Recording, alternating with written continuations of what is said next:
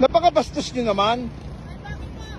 Magpapatuyo kami ng palay, dito pa kayo nagparada. Ayan o. Sobra naman kayo. Bakit naman kayo ganyan? Bakit? Ano problema mo? Nagpapatuyo kami ng palay, ayan o, dito pa kayo nagpark. Bakit patuyuan pa ito ng palay? Highway to?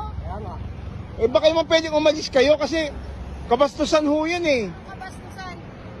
Eh dapat, doon kayo sa inyo mag-ano ng palay nyo. Highway to. Yung ginagawa nyo patuyuan ng palay. Ay sobra ka naman ate, ito yung hanap buhay namin eh. Anak buhay nyo dapat doon kayo sa kalsada na Kalsada naman to ah. O tama to, kalsada to, di ba? Ayan o. Kayo tinan mo. Wala ba kayong mga mata? Tinan nyo. Isang linya ng kalsada yung ano nyo. Eh? Bayo na oh. Eh wala na kayong pakialam doon, naghahanap buhay kami. Tinan mo, sinagasaan Kita nyo oh. Ano lang ang kayo. Uy, masyado Oh. naman ho yata kayo mata pobre. Konting respeto lang ho sa magsasaka.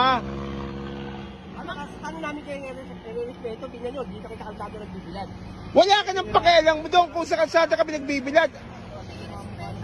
Oh.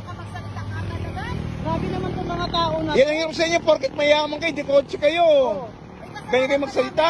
Kasalanan naman namin na maging mahirap kayo.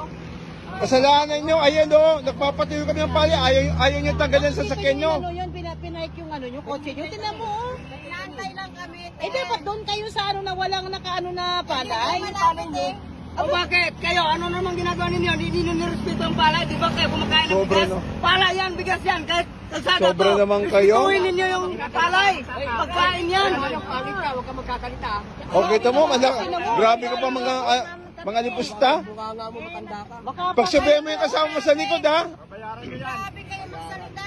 Kung nakakotse kayo eh, bilang sinagasaan nyo na lang. Sobra. yung ano, yung palay. Kita nyo ito, sinagasaan yung palay namin.